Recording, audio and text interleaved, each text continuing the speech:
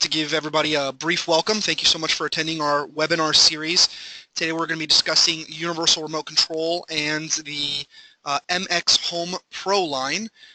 We want to drive, there's going to be a lot of information that we're going to be covering in a very condensed period of time, and if you have any questions, feel free to go ahead and please write or raise your hand. I might be able to unmute you all in an orderly fashion in order to be able to get some questions in there depending on how Elvin takes it. Not to be confused, this is Elvin Lopez of Universal Remote Control, as opposed to if you've got one of our sales guys, his name is Elvin Gruyan. Not to be confused. Elvin joins us from Universal Remote Control. He's got a lot of experience, and if you've ever had any technical support problems, he might be one of the guys that would have handled your inquiry. So thanks again for being here. Thank you, Elvin, so much for your time today. Again, whatever questions it is that you might have, go ahead and type it in, and we'll try to get to those as quickly and succinctly as possible. If we don't get to it, go ahead and type it in, and we'll make sure that we get back to you at a later point in time. And with that, thank you so much, Elvin, and it's all yours.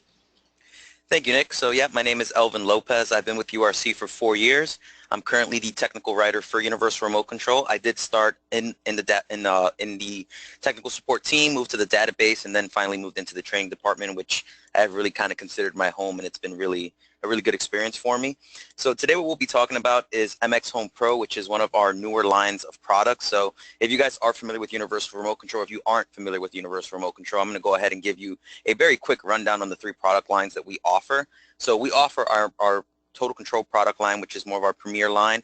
We offer MX HomePro, which is our second tier line of products, and then we offer CCP, which is our older line of products. You guys may be familiar with that if you've ever had experience with Universal Remote Control. CCP has been around probably longer than I've been born, so that's been around for quite a while, and it's been very popular, and it's had its heyday, but now MX HomePro and Total Control are really what dominates our sales and all that good stuff. So what our class is going to be focusing on is only on MX HomePro, because MX HomePro is a small system that has a lot of power and doesn't require any special programming. Total Control is something that's very complicated to program, and it can be pretty daunting for newcomers or newbies to go ahead and tackle. MX HomePro removes all of that learning curve and gives you something very simple but very powerful to program. Now technically there's only 3 devices that you would actually purchase to get started with an MX HomePro system, and realistically all you need is 1 device, which is the hub, and we're going to talk about all these devices individually throughout this PowerPoint presentation.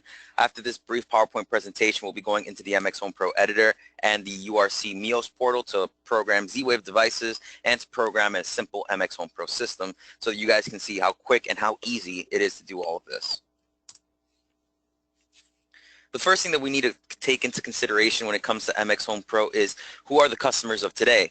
All the customers of today, regardless of what age they're going to be, whether it be your customers' children or your customers' parents, whatever the case may be, they're generally smart and they're generally comfortable with devices and applications.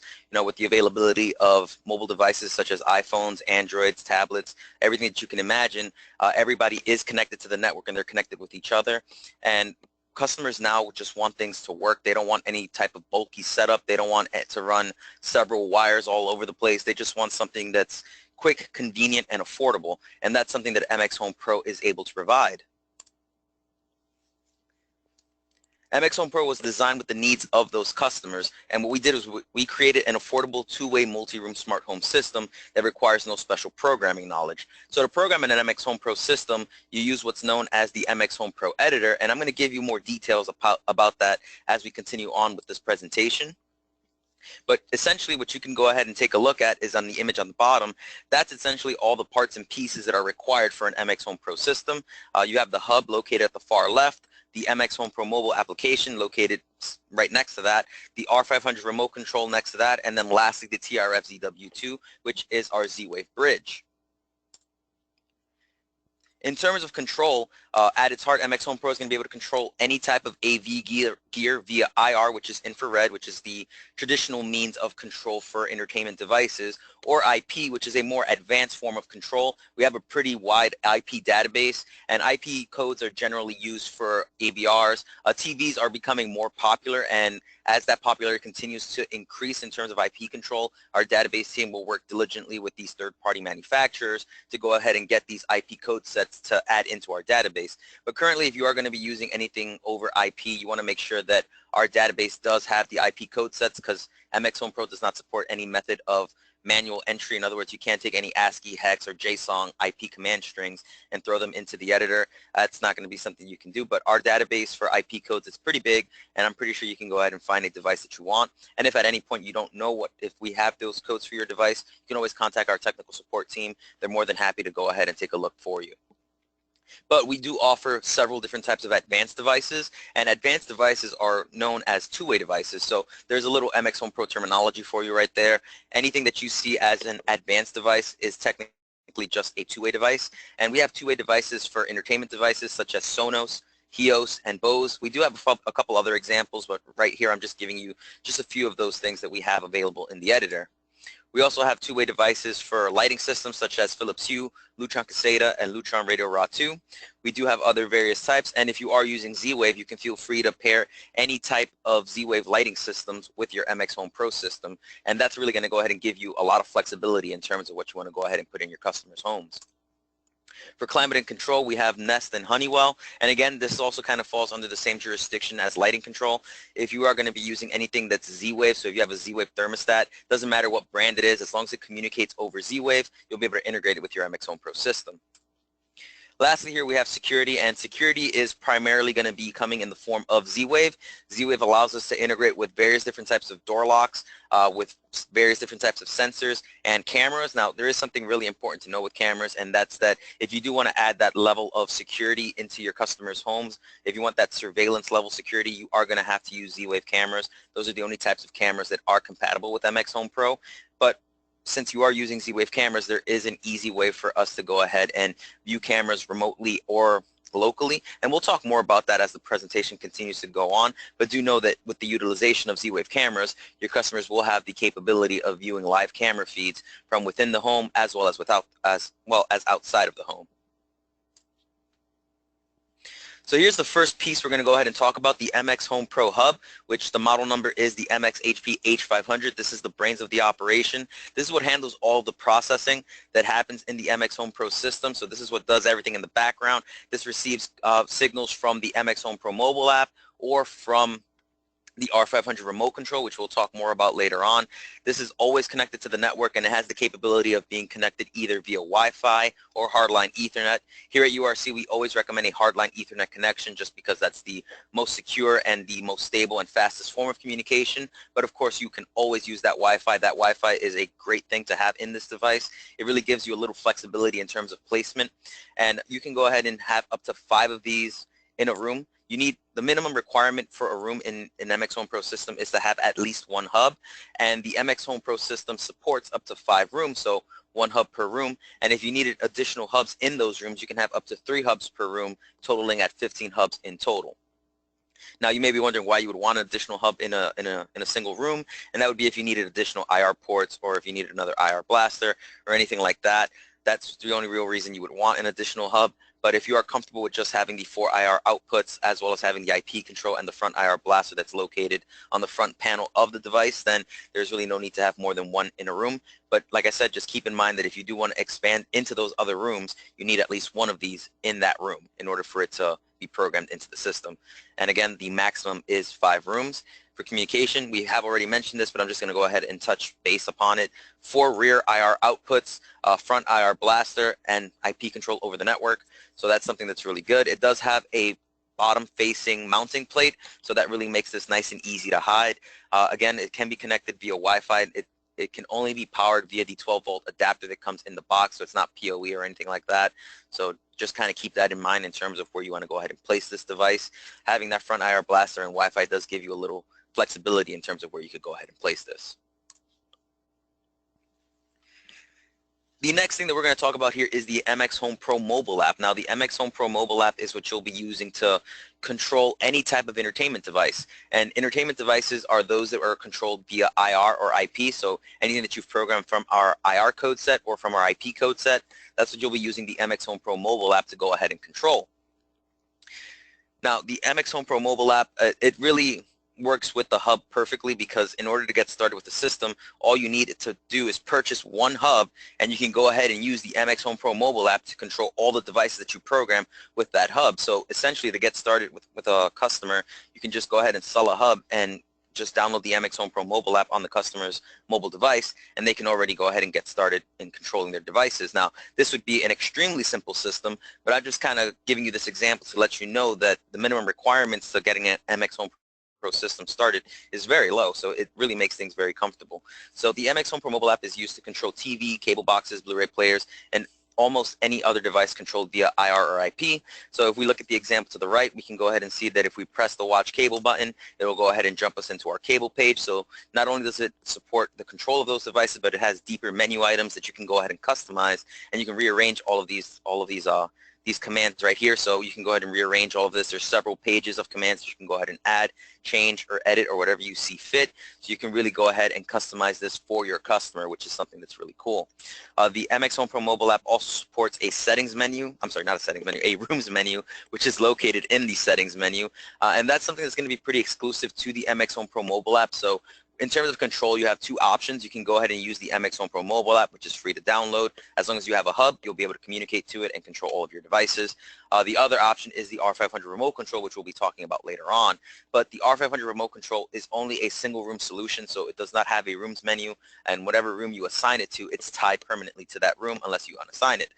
Now, the MX HomePro mobile app is not assigned to any room. It can go ahead and control every room in the system, and you can go ahead and have your maximum of 5 rooms, and with the MX HomePro mobile app, you'll be able to switch seamlessly between those rooms for control. Now, it does have an in-app launcher, and an in-app launcher is actually very important when it comes to the MX HomePro mobile app. And the reason for that is that when it comes to the MX HomePro mobile app, to use any type of two-way advanced devices, you'll have to go ahead and download the third-party application that belongs to that two-way device. So the MX HomePro mobile app does not support that type of two-way control, and the reason for that, it was actually done intentionally. It's because what happens with a lot of third-party modules is that these third-party companies will go ahead and update the API for their specific control brand. So for example, it happened with Sonos I think it was a year ago, and it happened in our Total Control lineup, where we had a Sonos module for Total Control. Sonos made a change and didn't notify URC about it, and what ended up happening was several crashes within Total Control systems because the Sonos two-way module was failing. So with that in mind, what we did for the MX HomePro mobile app was we included this in-app launcher where you can go ahead and embed these third-party applications for seamless launching and seamless switching between all of these apps. So in the example that we're going to see here, we're going to go ahead and select the Philips Hue app from this little window here, and we'll see that it can seamlessly jump us into that Philips Hue app. And if we're on iOS or Android, there's always a back button that's going to either appear as a soft key on iOS or as a hard key on most Android devices that will just bring you right back to the MX HomePro mobile app. Now, there's one more thing that I do want to call out from here, and that's this application right here, the URC Home app. You can see it right there. That app is going to be very important as well, because that app is going to go ahead and control all of our Z-Wave devices whenever we're using the MX HomePro mobile app. So everything that I've spoken about, the in-app launcher, the third-party applications, this is only when you're using the MX HomePro mobile app. None of this has any effect when it comes to the R500 remote control. The R500 remote control works differently. The R500 remote control actually does have the capability of controlling your Z-Wave devices directly, and it does have the capability of using two-way modules. So that's just how the MX HomePro mobile app works. That's just a decision that our engineers and our executives have made for using the MX HomePro mobile app. The whole point of it was for it to be something simple that your customer could go ahead and use with just having a single hub or with multiple hubs in different rooms. So that's really what was the design for the MX HomePro mobile app. The R500 remote control really gives the customer the full experience of an MX HomePro system, which is why it was designed for single room usage, and we'll talk more about that as we get to that slide. But what we're going to talk about right here is that URC Home app that I mentioned. So this is an example of what it looks like. This is actually a screenshot that was captured from my phone. And this is just the dashboard. This is the default landing page when you open up the URC Home app. And you're going to go ahead and use this for anything Z-Wave related whenever you're on your mobile device, which in my situation would be my iPhone. So obviously this is available on iOS or Android, and it'll go ahead and give you the potential to control any type of Z-Wave devices. So some examples of that are door locks, thermostats, lights, and scenes. If you have any scenes that are manually triggered, if you're unfamiliar with any of this terminology, don't worry. When we start programming our Z-Wave devices, I'll go ahead and explain all of these terms in more detail. But for now, just know that scenes are very similar to macros in the sense that they can go ahead and incorporate multiple devices to perform a specific task. But they're a little more advanced than macros, because macros do everything in a linear progression, whereas scenes do everything simultaneously, which means that they work a lot faster, which is pretty cool. So if we take a look at the image to the left, you can go ahead and see that this is an example of my bedroom here. So I have a Vivito lamp dimmer, which is the lamp which you see on the bottom here, and I'm using Philips Hue for my ceiling lights over here. I could go ahead and adjust this slider, and I can go ahead and see the actual feedback from the system. So even if I did this on the MX HomePro R500 remote control, if I raise the lights to like 50% and I opened up my URC Home app on my iPhone, I'll be able to see that this slider will move based on however I have made the changes on either the two-way side or if I made any changes on the URC Home side. So you can go ahead and see that seamless integration. You can also view live camera feeds on the URC Home app. Again, I've mentioned this before, locally or remotely, but there is something that you do need to know when it comes to remote access of your live cameras. So Mios is the third-party company that worked together with URC to go ahead and create our TRF-ZW2 Z-Wave bridge. Now, this Z-Wave bridge is what allows us to pair Z-Wave devices with all of our URC subsystems or main systems, that being MX HomePro and Total Control. So with that, Mios does have a subscription fee for MX HomePro. It's $24.99 a year. It's optional. It's not necessary, but if you do want to have remote access, which includes live camera viewing and remote control or remote access, I guess remote control would be the way to say it, but I don't mean the actual remote control. I mean control remotely. There we go. That sounds better. So we can go ahead and control things from outside the home. For that type of control, we do need this Mios subscription. I'm going to talk more about that Mios subscription in another slide. I'll have a full chart for you guys to go ahead and view. But for now, just kind of know that ahead of time. If you're going to be doing things locally, which means from within the customer's network, you don't need that subscription fee at all. But if you do want to go ahead and do things remotely, you will need that subscription fee. A couple other key benefactors of that subscription fee is that you can go ahead and receive notifications. So you can receive notifications if a sensor triggers, and just a couple examples of sensors that are available for Z-Wave. We have water, also known as flood sensors, motion sensors, light sensors, and temperature sensors. I say we, but URC doesn't actually make those sensors. Those are just Z-Wave sensors in general. And if you guys are curious about Z-Wave devices, you'll know a Z-Wave device is a Z-Wave device because you'll go ahead and find either a Z-Wave or a Z-Wave Plus sticker on the manufacturer's packaging of that specific device. And you can receive a notification for almost any function on any device in Z-Wave. And you'll see when we go into UI7 how all that is actually set up. So here is the R500 remote control. I've been talking about this quite a bit. Communicates over Wi-Fi. It sends signals to the hub for control. Has a rechargeable lithium-ion battery, which uses a USB, micro USB for charging. This can also go ahead and synchronize favorite channels. So if you set up favorite channels on the MX HomePro mobile app, it'll already be set up for you on the R500 remote control. The other cool thing is that this does support direct Z-Wave control. So you'll have a specific menu on your R500 remote control for all your Z-Wave devices. You can also view live camera feeds on this from within the home. So it'll look something like this. If you take a look at the image at the right, I've changed it to what an example of a live camera feed would look like on the LCD screen. And as I mentioned, it does support two-way modules. So let's go ahead and take a look at some of those two-way modules it does support. Now, I do always say that the R500 remote control really gives the customer the best experience of an MX HomePro system because it combines two-way control, Z-Wave control, and it also has a hard button interface, which is really good for channel surfing. And it really gives customers that familiarity that they need in terms of controlling their devices. So let's look at these two-way modules. They're all free. They're all available on the MX HomePro editor, and they all communicate via IP, or they mostly communicate via IP. Some of them communicate a little differently. But for entertainment, we have Bose, Sonos, Roku, Hios by Denon. Lighting, we have Radio Raw 2, Caseta Wireless, Vivito by URC, which is technically a Z-Wave device, but it is still a lighting device as well. Philips Hue. For climate control, we have Nest, Cool Automation, Honeywell, and for security, it's strictly Z-Wave, which you'll be using for door locks, cameras, or anything in between. So let's go ahead and take a look at that third device here. So remember, we talked about that there are technically three pieces to the MX HomePro system. In other words, three pieces of hardware that your customer would purchase. One of them being the hub. We've discussed the hub. We've knocked that out of the park. We've discussed the R500 remote control. We've knocked that out of the park. We discussed some of the applications, or actually the two applications that you would use with your MX HomePro system, that being the MX HomePro mobile app and the URC Home app. So now what we're going to go ahead and do is talk about the TRF-ZW2 Intelligent Z-Wave Controller. This is the final physical piece of the MX HomePro system. This unlocks the door to Z-Wave, giving you two-way integration for lights, locks, and thermostats, and one-way control from virtually any other Z-Wave device. And you can control any other Z-Wave device using scenes, and you can incorporate those scenes into your macros on the MX HomePro side, so in other words, in the MX HomePro editor, and you can go ahead and build complex macros. So you can do something where you can go ahead and watch movie, and it'll go ahead and dim your lights to like 20% or something like that, and kind of mimic that home theater feel, that ambiance of being in a movie theater but at home. And that's really what customers want. That's the experience they want. They want to be sold an experience that they can go ahead and brag about with their friends, or bring their friends over and share that experience with. And this is something that really allows you to go ahead and do that, because you can go ahead and communicate with multiple different types of smart devices and just do it all from your fingertips, either from the URC Home app or your MX HomePro mobile app, or right from the R500 remote control, which is really going to give you that complete experience. Now, there are 4 different modes in Z-Wave. That's home, away, night, and vacation. And each one of these modes can have customized settings. And from the URC Home app or from the R500 remote control, your customer can go ahead and set their home to any of these specific modes. And each one of these modes can have specific scenes that only trigger when they're in that specific mode. So that's something that's really cool, gives you a lot of customization options.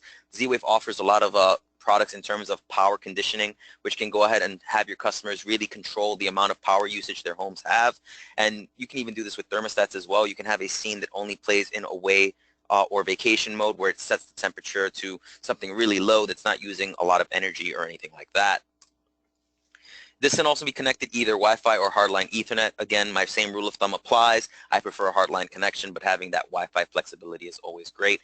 And this is the chart that gives you the additional information in terms of that MEO subscription. So you can go ahead and receive notifications via email or text, have that offsite control, and the ability to create scenes. And if you guys want to go ahead and just take about a few seconds to look at that chart right there, we'll go ahead and move on after about a few seconds, just so you can go ahead and see the small differences. Just focus on where those X's and check marks are. Keep in mind that this subscription is optional. It's not required for any type of control locally from within the network. It only really plays if your customer wants to do anything from outside the network.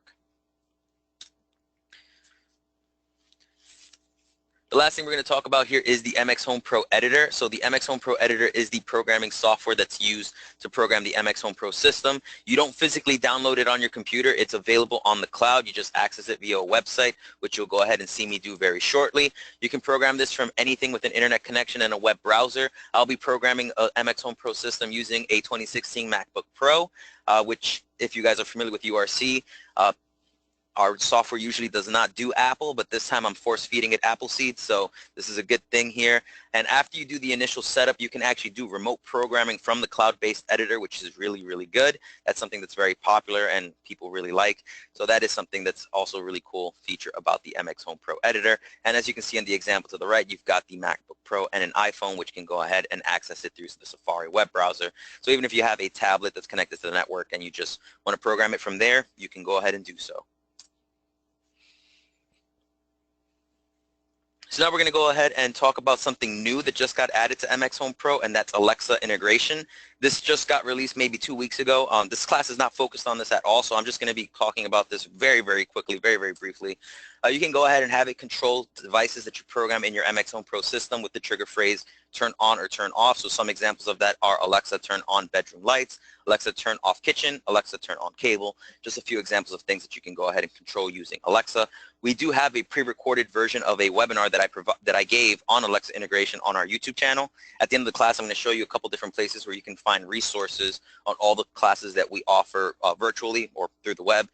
You'll be able to see videos of pre-recordings and also live, well, not live training, self-paced training courses that you guys can also take. So now we're going to go ahead and get started in terms of actually programming. The first thing that we want to talk about is connections. You want to make sure that your router is connected to the internet, and secondly, you want to go ahead and plug your hub through to the supplied power adapter as well as the supplied Ethernet to the back of the router. Make sure that the router is able to communicate to the internet, otherwise you will not be able to program an MX HomePro system. You do, even though this can be connected Wi-Fi, you do still need that initial hardline connection to get started.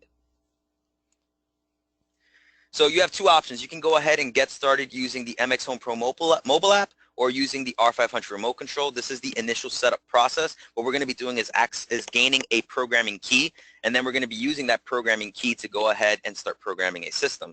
So getting started on the mobile app is my recommendation just because it's a lot easier.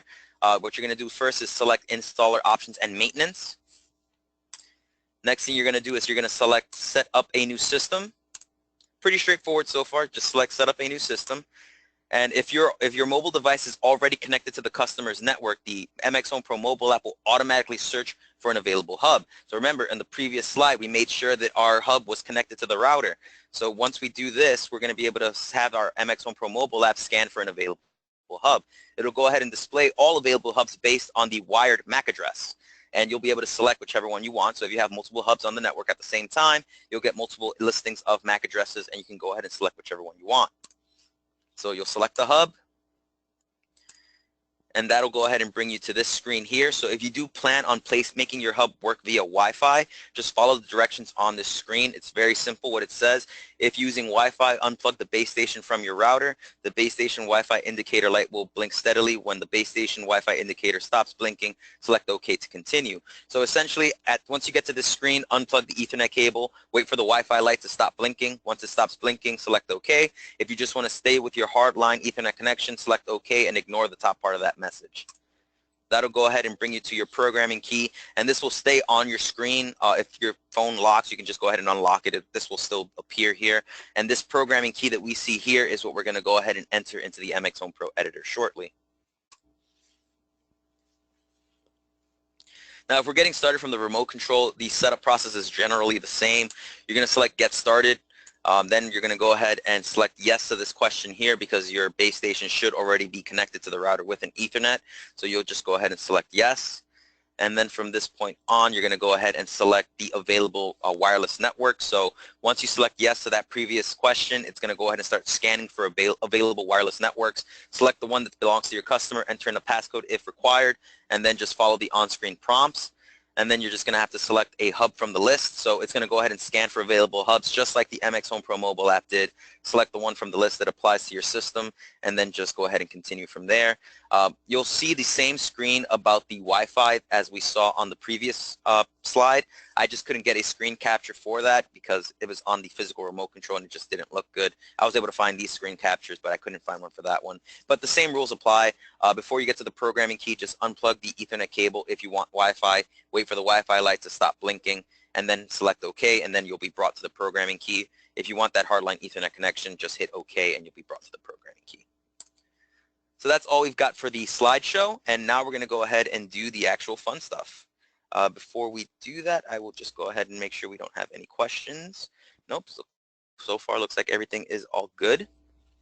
So here we are. This is the MX HomePro editor. To access this is just mxhomepro.com. There's no jumps that you need to make to go ahead and get anywhere beyond here. The first thing you're going to want to do if you guys are brand new dealers and you've never done anything with MX HomePro before, you want to go ahead and select this Help tab, and you want to select Apply for a Dealer Account. Actually, Elvin, instead of doing this, I believe that there's a form that we fill out for them, being for Latin America. So instead of them filling out this form, if you don't have access to this already, we take care of that through Sarah. And okay, perfect. We fill out the form for you. Just contact us directly, and we will make sure that you have access to this, as well as MIOS, as well as off-site programming, all of it, all in one shot. Oh, that's perfect. So there you guys go. It's even easier that's even easier than I thought it was going to be. So then that's perfect. So in that case, you guys know the setup process of getting your dealer account for MX HomePro and MIOS, so I won't go into that. We're just going to go ahead and jump into this. So once we got our programming key, what we would do is we would select Register a New System here. We'll go ahead and enter in our programming key in the programming key field provided. Now, if we're going to go ahead and create this account for our customer, for a brand new customer, we select I need to create a customer account, and we can select add this to our dealer account, and over here we'll go ahead and enter in our dealer credentials. So that's the information that you would have received from Sarah. Whatever those credentials were, you enter this here, and then you'll select next, and you'll just follow the on-screen prompts to creating a dealer account. Now, I won't be able to go through this because I don't have a brand new programming key since I've already got I already have all the components I have here, but the process is simple. It's all just on-screen information. It's nothing in terms of actual programming. It's just, what's your customer's name? Where's the name of the room? Just basic questions like that that don't really require any type of explanation. The only part that requires the explanation is this right here, which I'm explaining to you guys right now. If it's a brand new customer, you just select this one right here and you'll create the account for them. If it's a customer that you're coming on site to, or you're just creating another home for an existing user, you can go ahead and enter in their pre-existing credentials here, and then your dealer account information goes here. And once you complete this, it'll go ahead and add this customer's job to your account, and your customer won't be able to have access to adding devices or anything like that. But what we're going to do is we're going to actually just jump into my account here, and I keep forgetting that I changed this.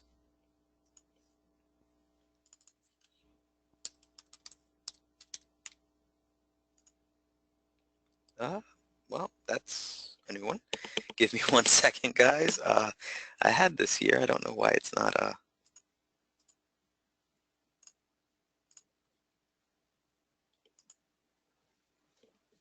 Bear with me 1 second, so I apologize for that.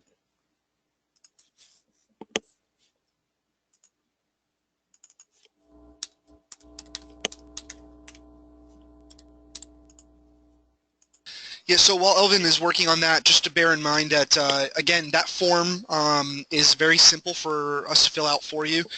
For some of our customers, if you've already done some total control programming, you would have already had access to the MEOS. We might need to update you in order to be able to have this new portal access. So don't worry about that. Just go ahead and get in touch with us. It's never a bother. We're always at your service. So if you've got a doubt about whether you've got access or not, go ahead and just, give us a ring, give us a buzz, send us an email, and we can always verify with Universal Remote Control whether you got access to that page or not. Because like I said, there's going to be a single form that we fill out that's going to give you off-site programming for total control. It's going to give you the MEOS dealer portal so that you can create new Z-Wave accounts for new Z-Wave customers as well as managing old customers. And it's also going to give you access to what we're doing here with the MX HomePro. So we handle all of that for you. We make it really easy so you don't have to go through all of those other steps. How are we looking, Ellen? Thank you for that. Just give me 1 second. I already got a temporary password from our server. All right, I'm going to go ahead and re-show my screen. Apologize for that. So since I have 2 homes technically on my account, so it's URC Training Department, which is just an account that I've used for just doing testing, and then this is the one that we're going to be working with today, which is Elvin's Home. And once you go ahead and select that, it's going to go ahead and bring you by default to the home overview. And this is where you're going to go ahead and see all the devices that you've programmed into your system. So currently you can go ahead and see that this is completely blank. There's really nothing on here. So we're going to go ahead and fill this up with information with devices that we're going to program. The first thing I want to go ahead and show you is this little drop-down menu right here. This is going to show you all the MX HomePro devices that you have programmed into the room. So you can see that the only thing we have here is the actual hub. And once we add a remote control, we'll be able to see the remote control. So let's go ahead and start adding things. The first place we're going to go ahead and start is in the programming menu. In the programming menu, we're going to go ahead and start off by selecting Add a Remote to the Room. Just a little FYI, you see these little question marks here. By default, they're set to active, but if you ever want to activate them, just select the Help tab, scroll down, and hit this little slider right here for On. And anytime you select any of these little question boxes, it's going to go ahead and give you a description of what the step you're doing is going to entail. And that's something that's really cool. You know, the MX HomePro editor is really programmer friendly. So I'm not going to go ahead and leave that on screen just because I'm going to explain it anyway. But if you guys are ever on site and have a question, just go ahead and select these little boxes. It'll help you out. So we're going to select Add a Remote to the Room. This is going to go ahead and have our hub scan the network for any available for any available remote control.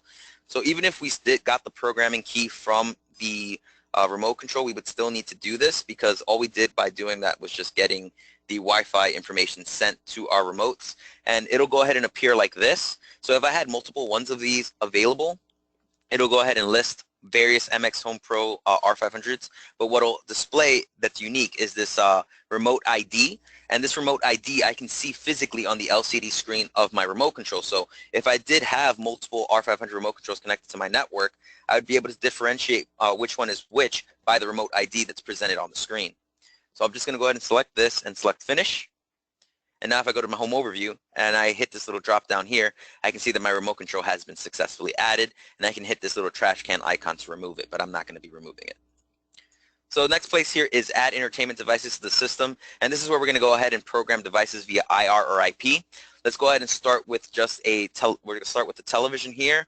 We can go ahead and rename the television if we want to, so we can make changes to this. We can do whatever we want here. Just remember that whatever you name here is exactly what our customers are going to see on their interfaces, so always make sure that you make something that's easy to understand. I'm going to go ahead and leave this as television just because it's already pretty self-explanatory. Now we're going to go ahead and select a manufacturer's name. Now we can see that there's various different types of listings here, and we're just going to go ahead and start typing in something. So if we type in Samsung, you can start seeing that it's going to go ahead and adjust to what we're typing in. I'm going to select next. And now this brings us to the IR code set. So if you guys are familiar with CCP, you will notice that this looks a little bit different. This is all based on actual just code set number 1, and if you scroll down all the way down to 23. Personally, I don't like this method, so what I always like to do is go to the bottom here and I select either search by model if I know my specific model number, or I go to search all models, which is going to go ahead and show me every model number that's available on the IR database. So we can see here we've got discrete functions for specific years, and then we've got the full listing of different models. So let's just go ahead and select the TV from the bottom of the list, which tends to have the more recent ones. Let's pick something a little, let's do a 55-inch. Now what we're going to do, and this is just a general rule of thumb that I like to do, I like to go to test all IR codes. You can do test it, and which will just allow you to test the power on and power off, but this one will allow you to go ahead and see all the codes that are available in this code set. And you can go ahead and select any one of these codes and simply hit this test button to test it. Now the way that the MX HomePro system tests IR commands is using that front IR blaster on the hub. So whichever hub is your primary hub, which your primary hub is the first hub you ever select, that's going to be the one that's going to send IR codes from its IR window, and you just want to make sure that that hub is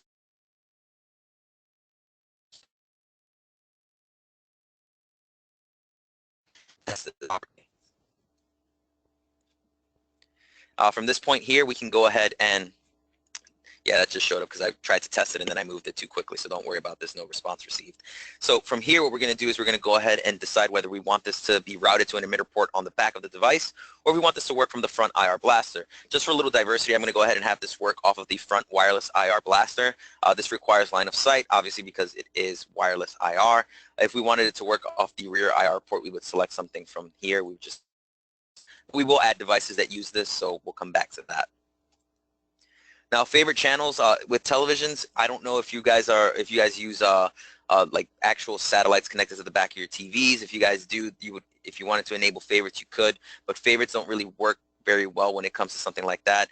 Favorites you generally want to use for satellite boxes or for cable boxes. So in this instance, we're going to not use the favorite channels, but when we set up our cable box, we're going to go ahead and use it. We'll select finish, and we have successfully added our first device in our system.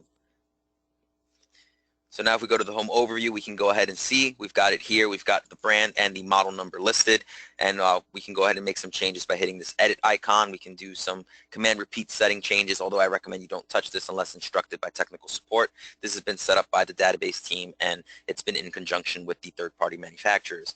You can go ahead and switch it to any type of IR port by just selecting this setting here, and once we release additional controllers later on in the future, you'll be able to change between controllers by just dropping down this here. So let's go ahead and add some more devices. So we're going to go ahead and add a cable box this time. So we're going to select cable and Fios set-top boxes, and we can go ahead and leave this as cable. That's pretty self-explanatory. We're going to go ahead and search for Motorola. We're going to go ahead and select that and select next. And again, what I'm going to do is I'm going to go to search all models. I mean, we could select something from here, but I just personally prefer to do the search all models. And I'm going to go ahead and select something from this code set here.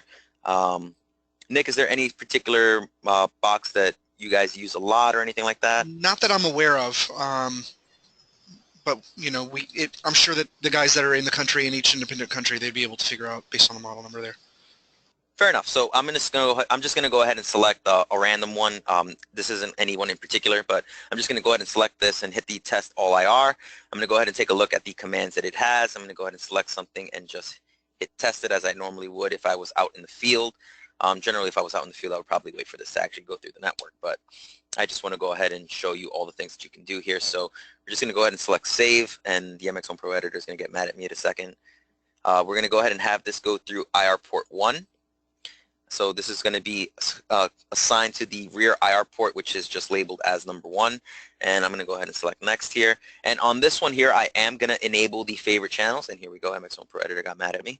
I'm going to go ahead and enable the favorite channels. So favorite channels, it's going to go ahead and require a 2-step process. This is the first step. All you have to do is select use favorite channels and select finish. The rest of the setup process happens from within the actual application itself, from the MX HomePro app, or from the R500 remote control. I won't be able to go through that process today, but if you select the Help tab up here and you scroll down to using favorite channels, you can read this documentation which I wrote up. You can go through this. It's universal for Total Control and MX HomePro because the process is the same, but you can follow all the information that's listed here on getting your favorite channel set up. So you guys can go ahead and look at that at your leisure. All these documents are located on that Help tab, from owner's manuals to programming guide, installation manuals, and all this such. All this stuff was written by me, so you guys can go ahead and take a look at this for really getting to know what's going on with your MX HomePro system. But let's go ahead and add something else here. So now we've got the cable box, we've got the TV. You can see that this little star icon is actually filled in on the cable box, and that's just for favorites. If we select this, we can go ahead and make a couple changes. We can change the delay time in between digits. We can go ahead and add the enter or select command, or we can go ahead and disable the favorite channels altogether. So let's go back to add entertainment device. Let's go to audio. We're going to do AV receivers and amplifiers. We're just going to go ahead and rename this audio. And now what I'm going to do is I'm going to go ahead and pick out Pioneer. I'm going to select next here.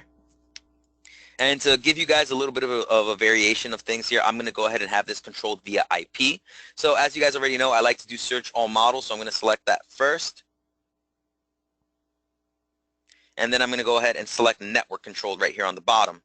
And this is the reason why I like to do the all models option, and that's because many AVRs are multi-zone receivers.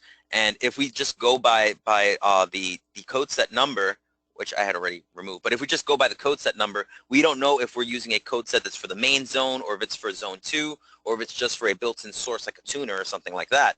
When we use search all models, we can go ahead and see every individual zone. And that's really what we really want to go ahead and do. So let's go ahead and select something from here. I want to go ahead and pick something. I want to do a zone 1. Let's do an SC. We'll just go ahead and do this SC87 here, which is a main zone. Now we're going to go ahead and select test all IP codes. And what we're going to do, we can go ahead and select an item from here. We can go ahead and select a specific code. So if we wanted to go ahead and see if it turned on. Now what we need to do is we need to enter in the IP address of that specific Pioneer box, or that specific Pioneer AVR. Now I don't know the IP address because I don't physically have one here, but I'm just going to go ahead and type in a dummy IP address. You guys would be able to know what your IP address is by simply checking out the network settings of your specific device. So the network settings on the Pioneer AVR would go ahead and tell you what the IP address for it is. Or you can go ahead and use a third-party application like Fing, which scans for all devices on the network, gives you the IP address, and lists it by manufacturer. That's a pretty common application that's used. It's free on iOS or Android, spelled F-I-N-G. Fing's a pretty popular application. This port number you never change. This has been assigned from the database, from the code set, so don't ever change the port number. The only thing that you'll ever have to manually enter here is the IP address. You'll select test it, and what will happen is the hub will go ahead and send this command over the network to this IP address to see if it works on your device. If it works, we're just going to go ahead and select save. Now, Elvin, we're going to need to make sure that these IP devices are going to be set to static. Is that not correct? With MX HomePro, there's not a huge, it's a recommendation to have it to static, but if, for example, you're not familiar with setting it up to static, you don't need to worry too much. Static IP address assignment is more important for total control, but it is still recommended to do it for MX HomePro, but it's not a requirement, if you understand what I mean. Well, so what happens if the IP address changes? Is it going to recognize it? Is it going to pull up the MAC address based on this IP address and then find it via MAC? Actually, no. So in that case, you are absolutely right. You would want to go ahead and have this via static IP address. I'm thinking with the Z-Wave, because with Z-Wave in Total Control, we do want it for static, but for MX HomePro, you don't need it to be in static, so I was kind of in that mindset because Z-Wave has different measures for making sure that if something changes, the Z-Wave TRF-ZW2 is smart enough to know when something changes. These third-party devices don't always have that capability. So yeah, for your devices here, you would want to go ahead and set up that static IP address for any third-party IP control devices. Thank you. So, and to do that, you would also do that either by setting up, you would do that from within the actual physical device itself. You wouldn't do that from the MX HomePro editor, just to kind of throw that out there. I'm pretty sure you guys already knew that, but just to throw that out there. So now that we've got that here, we can just go ahead and select finish. The IP address gets automatically brought in because we tested it using that IP address, so you don't have to enter it in twice, which is good. So if we go to the home overview now, we can go ahead and see that we've got 3 devices here. And now what we're going to do is just going to add one more device via IR, and it's just a Blu-ray player, and then we're going to add a couple of more advanced devices here. So let's go Blu-ray. I'm just going to go ahead and label this as just Blu-ray, and we're going to select a brand. We're going to do Pioneer as well. And as IR controlled is fine, search all models, and we're just going to go ahead and select something from here. Test IR codes just so we can see our code set availability. And I actually wanted to pick something with a toggle power on, just because there is something that I want to show you guys on the MX HomePro editor that may be a little confusing when you see it the first time. So just bear with me as I look for something that has toggle power. Okay, you know what? I'm going to just go ahead and pick something that I know has toggle power, because this is something very important that I do need to show you guys. We get a lot of confusion with this, so I'm just going to pick a Samsung Blu-ray player because I know that they have a lot of toggle power devices. Perfect, that's what we need. And we're going to go ahead and throw this on IR output 2, and we'll select finish. So now we can go back to our home overview real quick, and we see all of our devices listed here. And the reason I wanted to select something with toggle power is because when we go into set up the power off button and set up simple activity, that's going to be extremely important. Set up volume control for devices. This is just your punch throughs. So if we wanted everything to be controlled audio from the audio receiver, we just select the devices we want to have that, well, to be controlled by audio. We select those first, and then we select the audio to control all of them. And that's how simple it is to set up your punch throughs. Set up volume control is just punch throughs. Now set up the power off button. This does not create an all off button, and that's the reason why I went to look for a Blu-ray player with a toggle power. Both of these options here are only for devices that have either toggle power or toggle input commands. So set up a power off button. This would only be necessary for our Blu-ray player because it only has that toggle power button. We'll select next here, and you'll see that it automatically selects that toggle power command for me. If it didn't, I could manually select it, but generally it will go ahead and make the selection for you. We'll select finish here, and what this does is whenever our customer presses the physical off button on the R500 remote control or on the mobile app, it's going to present them with a screen that will go ahead and have that single individual toggle power command, and that's used in case somebody either manually turns on or off that Blu-ray player and your customer creates a macro, or you create a macro for your customer that your customer plays, and it unsynchronizes that Blu-ray player. They can just go ahead and have that quick menu button to just send that individual toggle power command. The same thing is done for this one here for setup simple activity. You can go ahead and actually set that little help window with that individual command for a specific button. So if we set it up on the Blu-ray player, whenever our customer hits that Blu-ray button, they're going to get a menu that appears with that toggle Blu-ray power on command, or just toggle power command. I shouldn't say power on because it does both. And then just finish. So these two are not macros, which is why I'm not going to focus too heavily on either of them. They're optional. You don't even need to do them. I just did them just to show you what they are. But that's all. I just wanted to show you that there. Add an additional controller. This is how we can go ahead and add additional hubs into our system. So if we select this here, we can go ahead and scan the network for any available hub. That available hub will be presented on the screen just like the R500 remote control. Once it completes scanning the network, which you can see the little status bar located at the top right here. Add advanced devices to the system, which is located at the bottom. That's going to go ahead and show us where we can go ahead and add two-way devices. I'm just going to go ahead and do that just because I think that's going to benefit you guys a lot more. So here we can go ahead and select from all the available two-way devices. So we've got things like Caseta, we've got Sonos, we've got HEOS and all that other stuff here. So I'm going to go ahead and just select a few of these just to kind of show you how the process works. So we select Sonos, we'll select next. We can go ahead and rename this. I'm just going to leave this as Sonos. Now Sonos requires the MAC address, which this would be something you would find on the back of your Sonos device. I don't have a Sonos device here, so I'm just going to enter in a dummy MAC just so that you can see the process of adding it. And that's it. That's all you need to do from within the editor. Once you download to your system, there may be some additional setup that you need to do from within the R500 remote control. It may tell you to like go ahead and pair it with a website link or something like that. For help on all advanced devices, the advanced device integration guide right here, this will go ahead and tell you how to do everything for each individual two-way module. I'm just going to go ahead and do one more just so you guys can see the process one more time. We'll select Lutron Caseta here. We'll go ahead and call this lighting.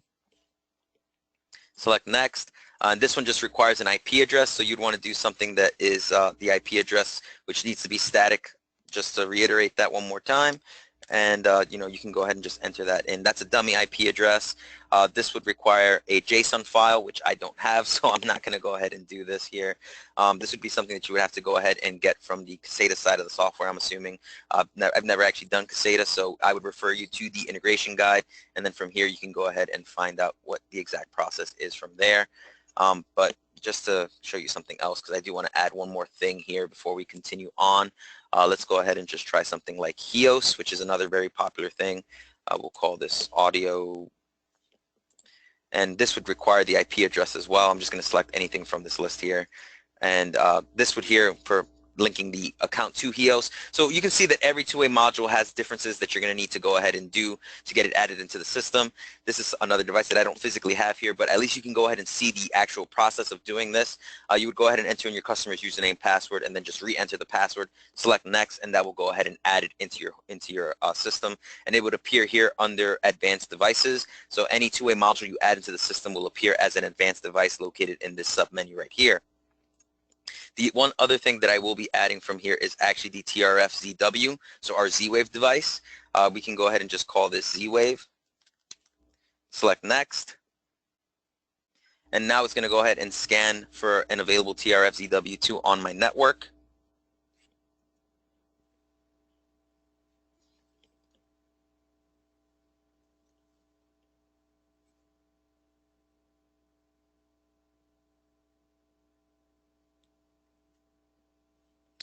And while we wait for that to happen, what we're going to do is we're going to go ahead and jump into the MEOS portal, just because I do want to go ahead and show you guys this as well. Because all we're going to do on the MX HomePro side is just find it on the network and add it. That's all we're going to do. It's nothing complicated. So what we're going to do in that meantime is just log into the MEOS portal. Generally, when you first log into the MEOS portal, if you have your TRF-ZW2 that has never been assigned to a customer's account, you'll see that it will appear on the right-hand side here. The TRF-ZW2 that's on my network has already been assigned to an account, so you won't be able to see it here. But what you'll do is you're going to enter in your customer's email address here, so whatever their email address may be, you just enter that in. You'll go ahead and enter in their name. And then what you'll do is on this right-hand side, when you have your unassigned TRF-ZW2 appear, there'll be a button that says use values, and you'll select that to go ahead and fill in the MAC address and serial number. So do not manually type in the MAC address or serial number. It just will not work. If your TRF-ZW2 is new and it's not appearing, that means that either it's not connected to the network or it may have been associated to a previous account for some reason. If that's the case, just contact technical support and they'll be able to resolve that issue for you. So let's go ahead and jump into the MEOS portal, which we can go ahead and do so by selecting the Go to Local UI button. And that's going to appear on your child account. So once you select Register, this customer account will appear on your child account. And whatever email you enter in here will receive an email from MEOS with the setup process for creating the account on your customer's side. And they will need to do that because using the URC Home app and the R500 remote control, they are going to need to have their side set up in order for it to work. But for now, I'm going to go ahead and show you how to go ahead and add devices to your TRF-ZW2 bridge. To do so, the first thing you want to do is go into Settings and add a room here. So I have a master bedroom. I think I just have a bedroom in the file, so I'm going to add a bedroom here. And that's where I'm going to put my URC Vivito lamp dimmer. I'm going to add an additional room here, and I'm going to call it Front Door. And this is going to be where I put my Z-Wave door lock. And the other thing that you want to make sure is that you've got the location set up because there is an astronomical clock built into the TRF-ZW2. So you want to make sure that this location is set up properly. The other thing to point out here is net and Wi-Fi. If you are interested in using your TRF-ZW2 via Wi-Fi, you want to just select this. It'll go ahead and scan for wireless networks. You just select the wireless network, enter in the passcode, and follow the on-screen instructions. Manually configure is where you can go ahead and set this to a static IP address if you want to. For MX HomePro, DHCP will work just fine when it comes to Z-Wave, so don't worry too much about that. That's really the only things that you really need to worry about here. Firmware update you can go ahead and do if you're doing a brand new TRF-ZW2 Z-Wave system. If you're going to an existing system, there's no need to do a firmware update. So now that we've got our rooms added here, we're going to go into devices, and we're going to start adding our device. So we're going to add our first device here. We're going to pick something from the listing. If your device is not listed here, no worries. You can go ahead and pair it as a generic Z-Wave device. These were only listed here because they provided, these third-party companies provided like owner's manuals to Mios, and they just uploaded this way. So you'll see small tips and tricks on the actual on-screen. So we're going to select this URC Vivito lamp dimmer. We're going to wait for the blue status bar to appear here, and now we can select next. And now we can see the image of our device, and all I need to do is hit this rocker over here just once. I can hit it up or down. It won't make a difference. So device detected. Keep your eyes on this blue section here. It's going to go ahead and do several processes in the background. And essentially all these processes are adding this to our system. So that's really what we want to happen. And now we can go ahead and finish the configuration. So we're just going to call this bedroom dimmer. Actually, we're just going to call this bedroom lamp. I like that better. We're going to add this to our favorites. Even though any type of lights or locks gets added automatically to our shortcuts, I'm going to put this on our favorites just so I can show you some differences between favorites and shortcuts. We're going to throw this in the bedroom, and then we're going to select finish here. Now, so for some devices, we may need to wait at this point. Some devices will require a longer wait than others, so just kind of keep that in mind. But generally, it's going to be about 90 seconds, and then the screen will go away and bring you back to the devices menu. So we're just going to go ahead and wait for that process to complete. In the meantime, let me go back here, and that is not supposed to happen. Give me one quick second. Just want to make sure that I've got the correct hub here. Yep. All right, so let's go back to this while that reloads, because we can do multiple things at once here, which is something that I'm pretty good at doing. All right, so now this is going to go ahead and refresh. It's just going to tell us to wait here. We can go ahead and program all of our Z-Wave devices before we add our TRF-ZW2. That's not a problem. And there we go. We've got our dimmer there. And we can go ahead and, if we had the URC Home app available on screen, we would be able to see that it would look exactly like this. And we can go ahead and control it by simply dragging this over. It'll go ahead and send some feedback, and then you'll see that the feedback comes on screen as well. On the dashboard, you'll see that you'll have an all lights off or an all lights off, depending on what the current status is. And on the shortcuts, you'll be able to control it with a specific level lighting, as well as all on or all off. And if we hit this little icon here, we can access the device's specific settings. And there's a couple different types of configuration things that we can do here. But I do want to go ahead and show you how to add another device. So let's go ahead and do that right now. We're going to select Add Device, and we're going to go into Door Locks, and we're going to select Quick Set Door Lock. That is the door lock that I'm currently using, that I was provided with for this class. Now, door locks, especially battery-operated door locks like this one, do take a little bit longer to pair. So we've got our blue status bar, so we're going to select Next. Always refer to the owner's manual of your door lock, because every door lock is different. This door lock requires a simple button press for pairing. So I'm just going to select that. You can see devices detected up top, and now we just need to wait for the process for it to complete pairing.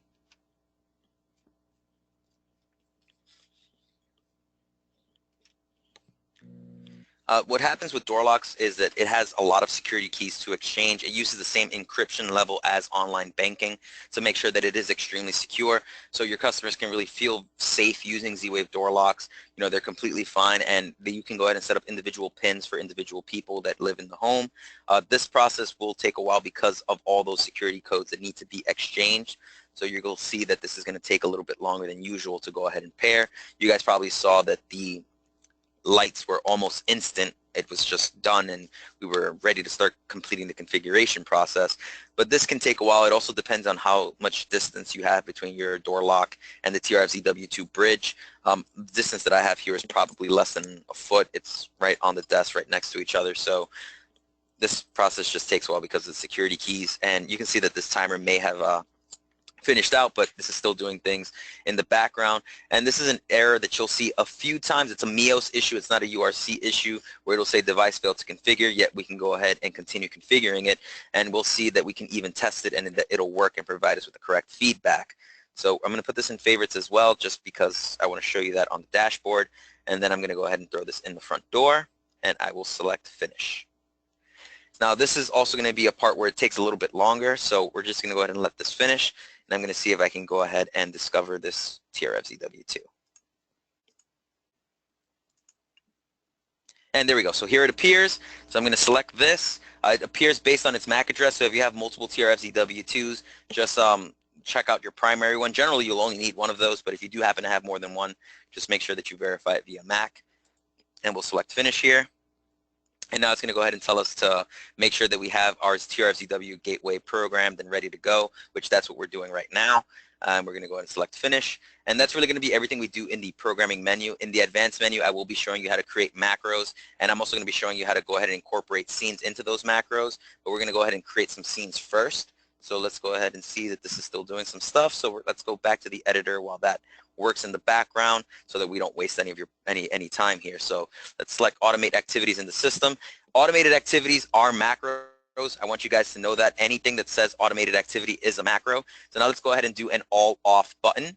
So this is going to be a turn off all devices, and this is going to be very familiar. If you guys are used to programming anything URC related, you'll see that this is pretty familiar.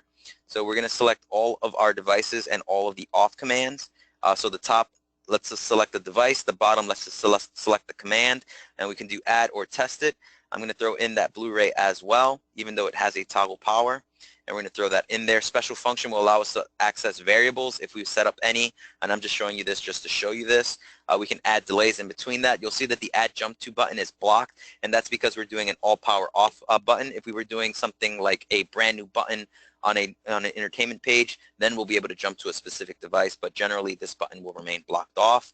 Now we're going to select next here. And now this is the reason why when we were in the programming menu, I said you did not have to do that power off button thing that we did in the programming menu, because when you're doing your advanced macros, when you're doing your automated activities, you can actually enable that from here in a much more intuitive fashion. So there's actually a physical help button on the R500 remote control and on the hub on the MX HomePro mobile app itself. So if you have this selected to show screen only when help button is selected, we can select our Blu-ray player, which has that toggle power. It'll go ahead and select that toggle power automatically. Then we select next. And then what will happen is, so in this example, which is a all off button, if my customer hits that off button, it turns everything off, but the Blu-ray player turns back on. My customer can now just hit the help button and select that toggle power command. Or if the off button just turns off everything automatically, then the customer doesn't need to hit the help button. So it kind of makes things work a little bit better that way. And that's just my personal way of enjoying how to do that. So let's go back here now that this is all set. Now we can see that our door lock has appeared here. We can go ahead and test it by selecting this little button here. I don't know if you guys could hear the wiring of the door lock locking, but the status is going to change here. Just to show you some additional things, you can add pin codes by hitting the settings button and going to add pin codes. Type in the name of your person and then just type in the pin code. You can go ahead and save that pin code there. This is going to be the general way of doing this for all these devices, for all door locks. If you go into this section here, you can set up restrictions for that pin code. You can set up restrictions daily or weekly. I'm not going to go too far into that because those are all customizable settings. The other thing I did want to show you is notifications. So if your customer did want to go ahead and set up that subscription through MEOS, we can go ahead and set up notifications for things like when the door is locked or unlocked, bad pin code entered, all these things here. And this is available on any Z-Wave device. You just enter the settings menu and select notifications, and you can go ahead and set up any types of these notifications. So something for like very low battery could be change batteries now, something like that. And then you select the contact information to notify, and you'll select add. That simple. So now what I want to do is I want to create some scenes for you, and then we're going to incorporate those scenes into MX HomePro, and that's really going to be where we see the full power of this system. So let's go ahead and create some scenes. I'm going to create some manual trigger scenes first, specifically for the bedroom lamp. So let's go ahead and select manual. We're going to select this next step icon here. We're going to select which devices we want, and I just want the bedroom lamp. I'm going to create an all-on scene, so I'm going to go ahead and just set this to 100%, make sure that it's set to on, and select validate. I can add a delay if I want to, but I'm not going to do that. We're going to go here, and now we can go ahead and customize this to run only in a specific scene, which I'll have this run in all scenes. It doesn't need to be in any scene particular, but know that if you did want this scene to only run in a specific mode, you can go ahead and select that mode from here. You can notify people when a scene runs. I'm not going to be doing that, but if you wanted to, this is how you could do so. And then loop code is not something that we generally do. That's something that's more for program, like actual like Z-Wave coders and all that stuff. We don't teach loop code. None of us here know loop code, so you can just go ahead and disregard this section here. Select the room, and then we're just going to go ahead and name this. So this is going to be lamp on scene, and we'll select finish. I'm going to go ahead and create another one for lamp off, and then I'm just going to show you a few other types of scenes that you can create. So let's go ahead and do add scene. We're going to do another manual scene here, and we're just going to do the same thing, except we're going to do it for off instead. And we're not going to have any specific mode for this. We're going to put this in the bedroom, and we're just going to call this lamp off. And the reason I'm showing you this is because what I'm going to do in the MX HomePro editor is create a brand new button on the entertainment page menu that will serve as a shortcut that our customers can select to turn on or off that lamp, which is really good to do, especially since the MX HomePro mobile app will have a customer go into the URC Home app for control. If we set up small buttons like this for small devices, your customer doesn't have to jump into any additional apps. They can just go ahead and select a macro that will go ahead and do this because we created a scene for an individual command. But let's go ahead and create scenes that will happen automatically. So let's go ahead and do something with a device trigger. We're going to select the door lock, and we can do this every time the door is closed. So every time the door lock has been locked, we can go ahead and set up an event. So this is the trigger. The trigger is the front door is closed. So now we select our devices, and anytime the front door is closed, I want the bedroom lamp to turn off. And now we're just going to go ahead and select next. We're going to put this in the front door here. I'm going to have this scene run in any mode, and I'm going to go ahead and call this goodbye scene. So anytime we're leaving the home and we lock the door lock, we want to make sure that the lights turn off. We'll select finish, and that's going to happen automatically. So there's not going to be any type of manual trigger that our customer needs to do in order to trigger that scene. That scene is going to play automatically every time the door is locked. So now we're going to do one more, which is going to be a scheduled scene, just so that we've tried every one of these. We're going to do this daily, and we're going to do this at sunset. What we're going to do at sunset is we're going to have our lights turn on. So we're going to select next step here. Oops, I missed this step here. We're going to go ahead and select our device. We're going to select bedroom lamp. We want to make sure that it's set to 100%. Select validate. Next step, we're going to leave this as is. We'll put this scene here, and we'll go ahead and call this sunset lights. All right, so that's that. Now we've got all of our scenes. We've got our two devices programmed in Z-Wave. We are done with the UI7 portal. Now we're going to be focusing back on the MX HomePro editor. So since we've made various changes to the UI7 portal, what we need to do is we need to go to the home overview. We need to select our Z-Wave device, our TRFZW, and we're going to select update data from TRFZW. This is going to download all those scenes that we've created, all those devices, and bring it into the MX HomePro editor. Well, really, it's just going to bring in the scenes. So now when we go to the advanced menu and we go to automate activities in the system, I'm going to show you how we can go ahead and create that virtual lamp button. So I'm going to select build and automate activity on a new entertainment page button. I'm going to call this lamp on. And now what I'm going to do is I'm going to select TRFZW scenes, and I'm going to go ahead and select the lamp on scene and add that on there. I will select next. I don't need this screen, so I'm just going to disable the help screen since this is only for my lamp, and I'm going to select next. And that's it. I've created a lamp on button. Now let me go ahead and show you more macros in terms of controlling your AV devices. So we're going to build an automated activity on a device button. So anytime my customer hits the physical Blu-ray button on the MX HomePro mobile app or on the R500 remote control, it's going to play the macro we're going to create now. So we're going to go ahead and do TV. We're going to go ahead and turn it on.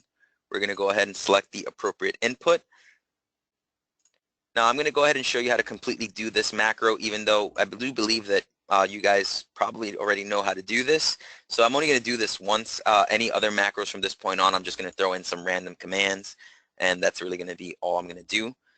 So for this, you see that the Add Jump To button is blocked, and that's because anytime we select the Blu-ray device, it's going to automatically jump into that Blu-ray menu. If we wanted to throw in a TRFZW scene here, since we're doing this for the Blu-ray, we can go ahead and have it turn off the lamp anytime we want to watch a movie. If the lamp's already off, no worries, it won't affect it. So now we're going to select next. And now remember, we do have that toggle button for that toggle power command for Blu-ray. So we're going to go ahead and have the help screen only appear when the help button is selected. And that help screen is going to just have that toggle power command in case that Blu-ray power tracking gets unsynchronized. That's going to be selected for us automatically, and we'll select next. Just bear with me a little bit longer, guys. I just have a little more to show you. And now we're just going to go ahead and create a watch cable button. And then that's really going to be the primary thing and then I'm just going to show you some additional things that you guys can do with the editor. And the rest of the stuff that I'm going to show you is not necessarily necessary unless you really need it to. And again, I'm not going to add all the commands here because I'm pretty sure you guys know how to program macros. You just go ahead and add in all the commands that you need. The one thing that I will show you here that's different is that since we're creating this on a brand new entertainment device button, we can actually have access to the add jump to button. So that means that we want at the end of this macro for it to jump into cable. So we're going to just pretend that this had all the other commands that we needed, turning on the AVR and all such, and then we're going to have it jump to cable. Now cable does have discrete power on. Everything that I would have used here had discrete power on and discrete input switching. So we're going to select next. And we're going to disable the screen since everything we use had discrete, so we don't need to worry about anything unsynchronizing, and we'll select next. And now we're just going to go ahead and select Finish Automated Activity Programming. Edit your automated activities. This just allows us to make changes to anything that we already had here. This was something from a previous class, so let me just remove that. Don't know how that managed to stay there, but I can just remove that pretty easily. All right, so this is, if we wanted to edit any one of these things, we can just select it and we'll be able to edit it however we see fit. Let me just select this one more. Whoops, wrong place. Let's go back here. So we can see all the stuff that we have here. This is actually also from an older one. I use this profile for all of my webinars. I do MX HomePro webinars quite often. So let's go back to advanced menu. Add a room to the system. If we wanted to add an additional room, we would select this and it will go ahead and scan the network for an available hub, and it'll go ahead and display it for us as it did with the TRFZW2 or for the R500 remote control, if you guys remember that. And then we would just select that hub and rename it. So if we wanted to select this here and we wanted to put this in the living room, we could do that. And it's that simple, and then you just follow all the other steps that we've already talked about for programming that room, from the programming menu, just adding remotes, adding your devices, all the such. Edit your entertainment menu allows us to change how the interface is going to look. So since we created a watch cable button, we're going to go ahead and select this cable icon here, and we're going to hide the device. We're also going to hide the TV just because I like hiding the TV. I don't feel the customer really needs to access anything from there. And same thing with the audio, unless you wanted to do like Pandora or something like that, you could leave that there. So I will actually leave that there. The cable device here, this is probably from a different one, so let's just go ahead and remove that. Here's our lamp on. Again, some of this stuff was programmed from a previous class, so let me just remove the ones that were created on that previous class. This is one of them, and so is this one. All right, so here we go. This is our lamp on and our watch cable. So we're going to have Blu-ray, audio. These are going to appear on our interface. Lamp on is going to appear on our interface as well. We're going to select that pencil icon and select change. And what we're going to do here is we're going to go ahead and select any icon that's available here. At the time, there is no capability of adding in custom graphics. So you have to work with the graphics that are provided for you here. We do provide lots of different types of graphics, but this could always change later on where you can go ahead and update your own. But for now, this is the way that it is. And we can go ahead and rearrange this by simply dragging these icons up or down. So if we want watch cable first, then followed by Blu-ray, and then followed by our lamp on, and then our audio can come in last, this would be what our customer would see right here. Once we're done customizing, we select Finish. Now the next thing here is Edit Devices and Layouts and Functions. So this is where we can go ahead and customize our specific menu pages for our specific devices. So if I select cable here, I can go ahead and rearrange things here. I can go ahead and select a command here and move it onto a different page by hitting the swap button. And now I can go ahead and navigate to the additional pages and select whatever command I want to swap it with. And you'll see that the swap happens instantly. This repeat settings you don't really want to touch unless you've been instructed by technical support. And if you wanted to go ahead and select something like a blank button and you wanted to add something to it, you can go ahead and add a button from the current database, so from the current code set for cable that we selected here. You can add it from a different code set from the IR database. You can add it from a specific device that's already programmed in the system, or you can go ahead and create a macro that would only trigger whenever this specific button has been selected. So that's just a couple other things that you can do here. Once you've made all the changes as you've seen fit, just select Finish. And then the next thing we have here is learn codes from an IR remote. And this is going to be only when you run into situations where your device is not in our IR code set. So you would go ahead and select create a new device if it's not in there at all. And you can go ahead and follow these on-screen prompts to doing this. Just to let you know, the only way you can learn onto an MX HomePro system is by pointing your original remote onto the front lens of your primary hub. And that's where you will learn it. So you'll go to your hub and you'll go ahead and place your original remote in front of that other remote, and you'll just go ahead and press and hold the button to go ahead and send the IR data into the hub, and that's how it'll save it into the MX HomePro editor. If you just need to change a single command, you can just go ahead and learn to an existing device, select the device you need to learn to, and then you can go ahead and either override an existing button, or you can go ahead and choose a blank button and just select add button and follow the learn process. Actually, with this, all you need to do is hit learn and just send the command through the actual hub, and it'll go ahead and get added there. If you did it on any pre-existing button, it'll just go ahead and override the pre-programmed command that's on there. That's only when you need to learn. If you don't need to learn, don't worry about it. Now, some additional buttons that you see here are things that we won't be covering, such as the integrate with an external service. That's for Alexa. I will show you a video where we have that, so you can go ahead and view that at your leisure. If we wanted to start programming the living room, we can hit this program a different room and select the living room to get started programming there. Now that everything is done, what we would do is select this download tab, and we select start, and it'll go ahead and download to our system. It's really quick. Once the download is complete, just wait about 1.5 minutes to 2 minutes for your devices to reconnect to the network, and you'll be good to go. So now, after you've downloaded, there is one thing that I do want to point out on your R500 remote control, and this is for Z-Wave. What you're going to do is you're going to access the settings menu. So to do that, you're going to hold the home and enter button for about 3 to 5 seconds. And then you're going to go into what's called the accessory account information. It's the third item down. And what you're going to do from there is you're going to go ahead and enter in the username and password that your customer sets up once they've followed the steps from the email they'll receive from Mios when you assign their email address to their TRFZW device. So a few other things that I do want to show you. We're going to jump into the URC control room here. If you have access to the URC control room, you can go ahead and go into this More tab here and select the URC University. And you can also go ahead and select the YouTube channel here. And this is the only way to access our YouTube channel, by the way. You have to hit the More tab and go to YouTube. And then from here, you can go to URC webinars. And we have tons of pre-recorded webinars for Total Control and MX HomePro. So the most recent upload was MX HomePro and Amazon Alexa. We've got an introduction course to MX HomePro, and a straightforward course for Z-Wave programming, and a straightforward course for just getting started with programming, which covers things in a little bit of a slower pace. So if you guys did want to go ahead and take a look at those, you absolutely could. I know this class is being pre-recorded by Nick, so you guys will have access to this video as well. But if you want to go ahead and take a look at additional things, you can go ahead and view our YouTube channel. And on the URC University, if we log in here, we can go ahead and, you know what, let me just go to course catalog. There's MX HomePro courses here. If we just select MX HomePro, you can log in with your credentials and you'll be able to have access to all of these self-paced classes. You can go ahead and view all of these. I actually do want to show you all of them though, so let me just log in real quick.